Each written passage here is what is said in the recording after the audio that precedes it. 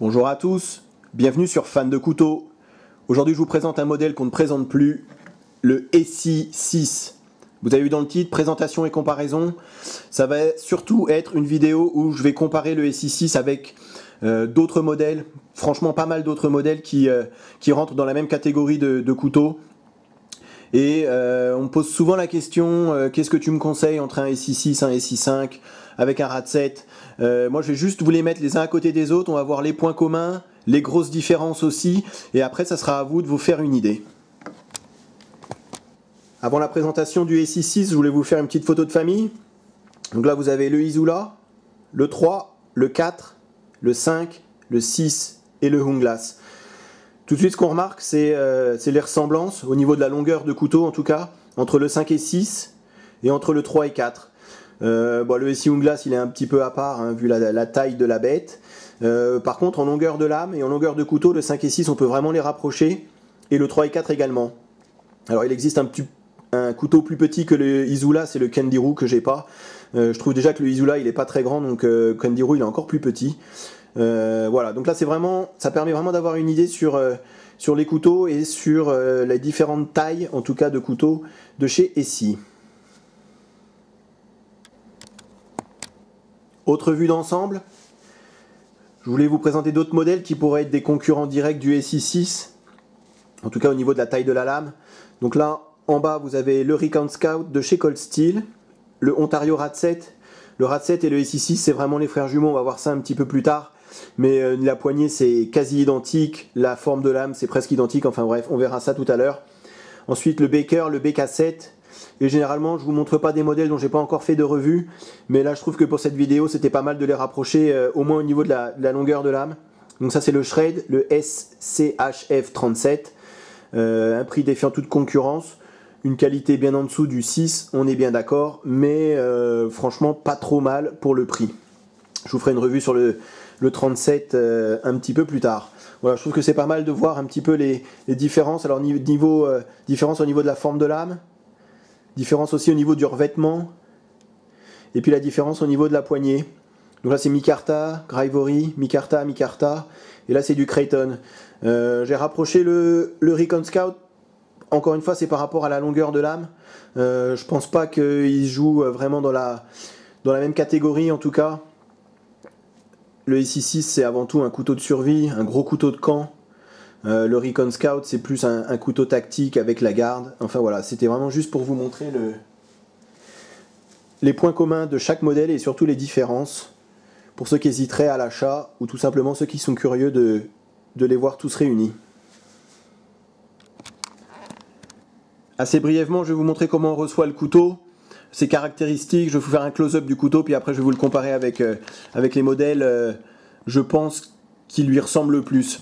Donc on le reçoit encore, les SI, on les reçoit dans un étui plastique. Je sais que pour les nouveaux modèles, ils ont enfin compris l'importance du packaging. Pour l'instant, en tout cas jusqu'à aujourd'hui, on reçoit encore dans cet étui plastique. Donc vous avez la petite carte SI pour de 3 instructions de survie, le mode d'emploi du couteau. Là, c'est l'attache ceinture. Donc ça se fixe sur l'étui et vous pouvez l'accrocher à la ceinture. Généralement je le mets pas parce que je trouve que ça rajoute pas mal d'épaisseur à l'ensemble. Mais bon, vous l'avez. Alors l'étui, donc contrairement au 4 et au 5, c'est pas un étui Kydex, c'est un étui en plastique. Alors je vais vous montrer l'étui du 5. Je vous les mets l'un à côté de l'autre. Donc en dessous c'est le 5 Kydex, au-dessus c'est le 6 plastique. Pourquoi ? J'en ai aucune idée. Pourquoi ils n'ont pas mis du Kydex sur le 6 ? Je sais pas. Après ça me dérange pas plus que ça, hein. Très bonne qualité quand même sur les deux étuis. Donc vous avez le cordon, hein, tout ça c'est livré avec. Alors très bonne rétention, il n'y a pas de souci. Un poil de jeu quand même, c'est à préciser. Alors c'est pas gênant mais il y a du jeu. Après le couteau on va pas le perdre, hein. Vous voyez, on a quand même du mal à le sortir. Là vous avez du jimping pour l'appréhension pour le pouce. Donc ça sort très bien, aucun souci.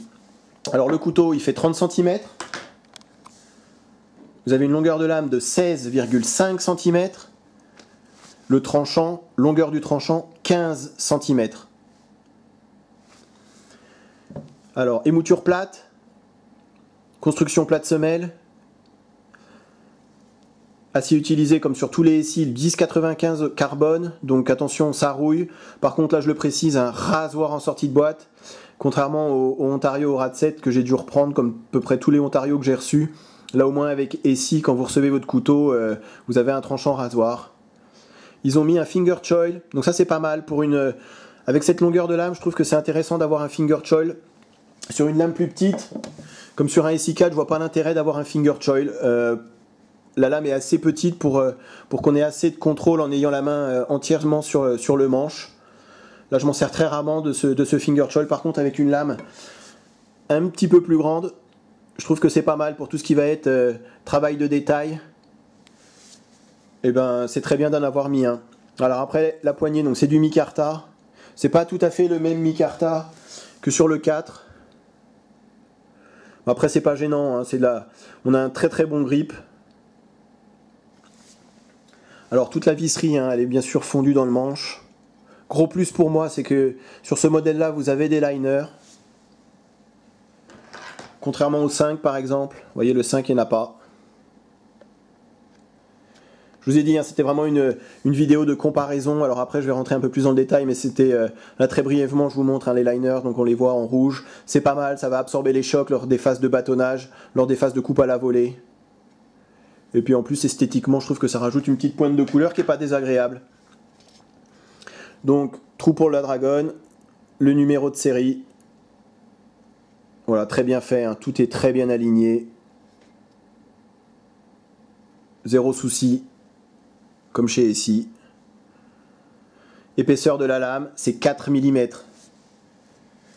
C'est 2 mm plus fin que sur le SI4. Le SI4, c'est 4,2. Et là, c'est 4 mm. Largement suffisant pour tout ce qu'on va faire avec. Mais c'est quand même bien plus fin que sur le 5. Vous voyez, il y a quand même une sacrée différence entre le SI5 et le SI6. Pour ceux qui seraient intéressés, ça c'est vraiment entre parenthèses, c'est un modèle que je ne possède pas. Le Ka-Bar, le BK2, a la même épaisseur de lame que le SI5. Donc ça va vous donner quand même une idée de la différence qu'il y a avec le 6. Alors je vais commencer la comparaison avec celui qui se rapproche le plus du SI6, c'est le Ontario, le RAD 7. Vous allez voir, je vais mettre les poignets côte à côte, les manches côte à côte, et vous allez voir qu'elles sont identiques. C'est exactement la même forme de manche, la même fin de manche. Alors après, elles ont exactement la même épaisseur. Le micarta sur le SI va être un petit peu plus fin, mais le fait qu'il y ait des liners, ça équivaut exactement à la même taille que le micarta qu'il y a sur le RAD 7. Donc la grosse différence, hein, vous voyez, c'est les liners qu'il n'y a pas sur le RAD 7. Et après le micarta, alors la qualité, franchement pour moi c'est identique. Après c'est peut-être un petit peu plus grossier au niveau de la visserie sur le RAD. Mais bon, la visserie est aussi fondue hein, à l'intérieur, dans le manche. Donc vraiment au niveau de la poignée, identique. Ce qui va vraiment les différencier, donc épaisseur de la lame, ça va être un petit peu plus épais sur le RAD. Il n'y a pas grand chose, mais bon, on le remarque, hein, c'est un peu plus épais au niveau de l'épaisseur. Mais ce qui va vraiment les différencier, c'est la forme de la lame. Alors je les laisse vraiment côte à côte. Et là, vous allez voir, voilà. Vous avez une lame qui a une tendance à retomber un peu plus sur le SI. Et une lame un petit peu plus droite sur le RAD. Alors après, au niveau des phases de coupe, on va pas, à mon avis, avoir tant de différence que ça. Au niveau de la forme de lame, j'ai peut-être une petite préférence pour le SI6. Comme j'avais dit lors d'une vidéo précédente, on a un tranchant qui a tendance à retomber légèrement. Alors je sais pas si on va s'en rendre compte, mais le tranchant il part légèrement sur la gauche. Du coup, lorsque vous allez faire des coupes un petit peu appuyées, on va pas avoir la main qui vrille et on va avoir par exemple, le bout de bois qui va être bien calé à l'intérieur de la lame et on va vraiment avoir peut-être un peu plus de puissance de coupe avec cette lame là qu'avec une lame où le tranchant est juste droit et on va avoir la main qui va avoir tendance à vouloir partir. C'est vraiment du... Voilà, je chipote, hein. Ça va pas être si flagrant que ça. C'est vraiment juste la différence que je pourrais trouver entre ces deux lames. Et ensuite, la grosse différence, ça va être le tarif et la garantie. Et ici, il faut savoir que vous avez une garantie à vie et il ne vous pose aucune question. Vous cassez votre lame, vous cassez votre couteau, vous le renvoyez. Il ne vous demande aucune explication, il vous en renvoie un. Ce qui n'est pas le cas avec les autres marques. Est-ce que ça justifie l'écart de prix ? Ça c'est à vous de voir.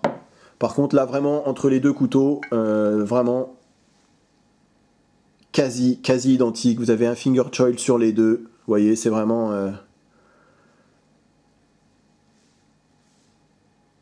presque les mêmes. Je termine sur le RAD7 sur le poids. Donc vous avez un poids de 368 grammes sur le RAD7 et de 330 grammes sur le SI6. On sent que le SI6 est plus léger. Il va être plus maniable, ça va être aussi moins fatigant de travailler avec. Par contre, vous allez peut-être avoir un petit peu moins d'inertie lors des phases de coupe à la volée. Ça, l'écart de poids, c'est essentiellement dû à la longueur de la lame et à l'épaisseur de lame qui est à l'avantage du RAD7. Autre grande différence, et j'arrête sur le RAD avec ça, c'est l'étui. Donc sur le 6, vous l'avez déjà vu. Par contre sur le 7, c'est un étui nylon. Alors il y en a qui aiment, il y en a qui n'aiment pas. Mais c'est à préciser. C'est un petit peu plus laborieux à tout rattacher que sur un étui Kydex ou un étui plastique. Mais après voilà, vous avez des différentes options pour le port d'autres couteaux, d'un Firesteel, d'un multitool. Donc voilà, c'est à savoir la différence. Je vais terminer la vidéo par la comparaison du SI6 et du SI5. Juste avant, je vous fais très brièvement avec le Baker, le BK7 pour vraiment vous donner une idée de la taille. Donc là, on voit une différence de poignée, différence au niveau de l'épaisseur de lame, au niveau de la forme de la lame. Voilà, vraiment, si je les rapproche, c'est parce qu'ils ont une taille de lame quasi identique. Après, le Baker, il a un côté quand même un petit peu plus tactique, un petit peu moins pratique au niveau du bushcraft. Vous n'avez pas de finger choil. Vous avez une forme de lame qui ne va pas être idéale pour le bâtonnage. Alors j'ai déjà fait une revue sur le BK7. J'adore le BK7. J'aime beaucoup l'acier 1095 Crowvan que Baker utilise pour ses couteaux. Après, je pense que le SI6, pour tous ceux qui aiment le bushcraft, qui aiment partir en bivouac, je trouve qu'il va être sûrement un petit peu plus adapté.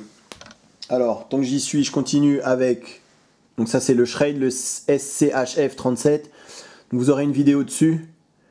Voilà, je les rapproche aussi parce que au niveau de la taille de la lame, là, vous avez aussi un gros finger choil. Ça, c'est un couteau qui coûte moins de 50 €. Donc, pour les petits budgets et tous ceux qui n'ont pas envie de mettre beaucoup d'argent dans un couteau de survie, je pense que le 37 peut être un excellent choix. Alors il est plus lourd, vous avez une sacrée épaisseur de lame sur le SCHF 37. Grosse épaisseur de lame. Voilà, là c'est la poignée en micarta. Après au niveau de la finition, il n'y a pas photo. Là vous voyez, les micarta, il y a un petit peu d'écart. C'est un peu plus grossier, après c'est pas du tout le même tarif. Donc voilà, je vous les rapproche vraiment pour vous montrer la différence de taille de couteau. Et surtout les points communs. Donc je termine la vidéo avec le SI5 et le SI6. Je sais que j'ai beaucoup de questions sur entre le 6 et le 5, lequel je devrais prendre. Je pense qu'ils n'ont rien à voir. Vous en avez un qui est quand même beaucoup plus typé survie, le 5. Un autre qui est beaucoup plus typé bushcraft, bivouac, le 6. Alors je vous montre déjà au niveau de l'étui. Donc franchement il y a une préférence largement pour le 5. Vous avez un système de rétention avec cette petite vis et cette rondelle en caoutchouc. Là impossible de sortir le couteau. L'étui Kydex franchement avantage au SI5. Au niveau de l'étui. Alors après au niveau du couteau, comme je vous ai dit, le 5 c'est vraiment le couteau de survie par excellence. Le 6 ça va être le couteau de bushcraft par excellence. Il ils sont pas concurrents l'un et l'autre. On peut difficilement les rapprocher. Alors le niveau du poids, je rappelle, le poids sur le SI6 c'est 330 grammes. Le poids sur le 5 c'est 435 grammes. Vous avez plus de 100 grammes d'écart.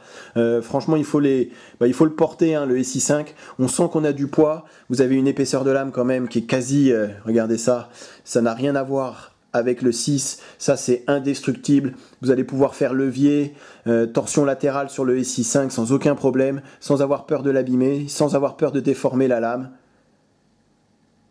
C'est vraiment un gros couteau. Alors le manche, bizarrement, ils ont quand même une forme qui se rapproche l'un de l'autre. Vous voyez, au niveau de la garde, pour éviter que l'index ne glisse sur la lame. Par contre, vous voyez, là, vous avez un finger choil sur le 6, vous n'en avez pas sur le 5. Le 5, il ne fait pas dans le détail. C'est pas fait pour faire du travail de détail, contrairement au 6, où ils vous ont mis le finger choil pour pouvoir se rapprocher de la lame et faire du petit travail, pourquoi pas sculpter dans le bois. Pareil, l'arrière du manche, là vous avez un glass breaker, donc un brise-vide sur le 5. Couteau de survie, hein. Vous ne l'avez pas sur le 6. Voilà, ça sera vraiment la grosse différence. Entre les deux, vous avez une longueur de lame aussi à l'avantage du 6, un peu plus de portée, mais une lame un petit peu plus fine. Je vous dis pas lequel est le mieux et lequel est moins bien. Pour moi, les deux sont très très bien. Par contre, ça va pas être la même utilisation. Le 6, c'est voilà, bivouac, bushcraft. Le 5, c'est couteau de survie. Le couteau, voilà, si vous deviez avoir qu'un couteau sur vous en cas de survie, je pense que c'est le 5 qu'il faut, puisque celui-là, il va être indestructible. Vous allez pouvoir, je vous dis, il y a des vidéos, le gars, il le plante dans un tronc d'arbre et il monte dessus avec vraiment une torsion latérale avec 80 kg. La lame, elle bronche pas. Voilà, ça, c'est vraiment le gros couteau costaud. Le 6 va être un petit peu plus, entre guillemets, fragile, mais un petit peu plus délicat pour tout ce qui va être des petites tâches. Faire du feather stick aussi. On a une poignée qui est un peu plus fine. Moi, les tailles de main moyenne, je l'ai beaucoup mieux en main. Je sens qu'il y a peut-être un peu plus de polyvalence sur le 6 qu'il y a sur le 5. Le 5, il est quand même très très lourd, avec une grosse épaisseur de lame. Franchement, celui-là, il faut le transporter, hein. Juste avec l'étui, j'ai même pas encore passé le... Vous avez le passant ceinture, hein, enfin, le clip ceinture qui est livré avec, ça vous fait quand même un sacré morceau à transporter, alors que le 6 il reste quand même un petit peu plus fin et à mon avis un petit peu plus polyvalent que le 5. Après, tout dépend de l'utilisation que vous allez en avoir. Voilà, j'espère que j'ai été complet sur cette vidéo. C'est pas facile en peu de temps d'arriver à comparer tous les modèles, mais j'espère que ça vous a été utile, que ça vous a permis vraiment de découvrir les différents couteaux et de répondre à la plupart des questions que vous vous posez. Il y aura forcément une vidéo sur le 6 dans la nature. Alors pas forcément tout de suite parce que là j'ai pas vraiment trop de temps pour partir une journée en rando. Mais vous inquiétez pas, il y aura une vidéo là-dessus. En attendant, je vous renvoie vers la vidéo du RAD 7. Vous avez vu, hein, c'est quasiment les mêmes. Je pense qu'on arrivera à faire exactement la même chose avec le RAD 7 qu'avec le SI6. Ça vous permettra d'attendre un petit peu la vidéo du SI6 en action. Voilà, j'espère que ça vous a plu et à très bientôt sur ma chaîne. Salut!